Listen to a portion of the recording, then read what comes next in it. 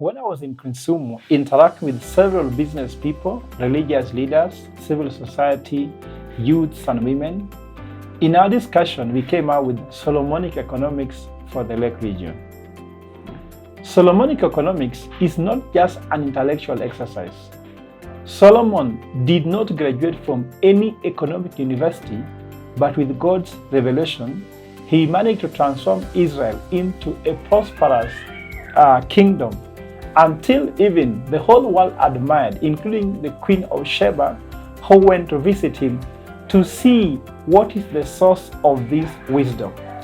It was actually from God. The strengths and opportunities of the great nation to grow is always seen. Before you do any work, you have to do a SWOT analysis about a region, which is both to make you understand what are the strengths, opportunities, threats, and even the weaknesses. So when we did this SWOT with the team that I'm talking about, in the Lake region, we decided that we won't compete with other regions in Kenya, for instance, in tea production, which is majorly from the Rift Valley side, Mount Kenya.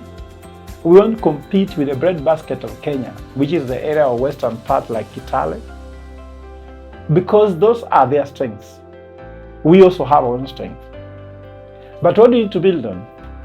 The Lake region needs to build on the knowledge economy in Kisumu and the Lake region that will convert all the resources of the Lake region and beyond into economic prosperity of the Lake region. That's why in Solomonic economics we say, hekima mashinani, the knowledge in that circuit. Rasilimali mashinani, the resources in the Lake region circuit, which involve land, the issue of fish, but also a people. The people is a huge important resource.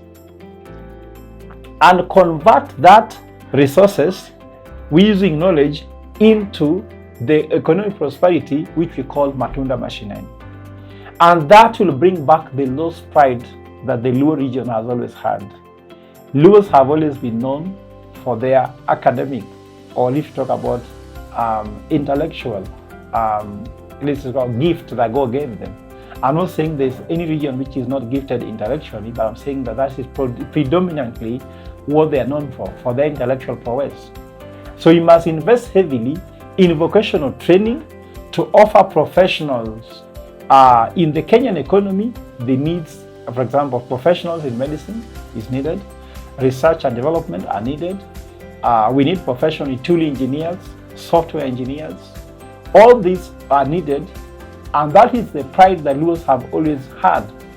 But it's now slipping away since Luos cannot afford, like they used to do, education, to educate their children they used to do it. Given the economic activity in the regions have been overtaken by political activity, if you find this true, the largest organization in the Luo Nyanza region is ODM, which means that the largest organization being ODM means that the Luos have actually gotten the political liberation, but now they need economic liberation. And this economic liberation will be to invest in their strongest asset. Whenever you are having any situation, you go back to what is your strongest asset. The strongest asset of Luos is their head, their mind, their brain.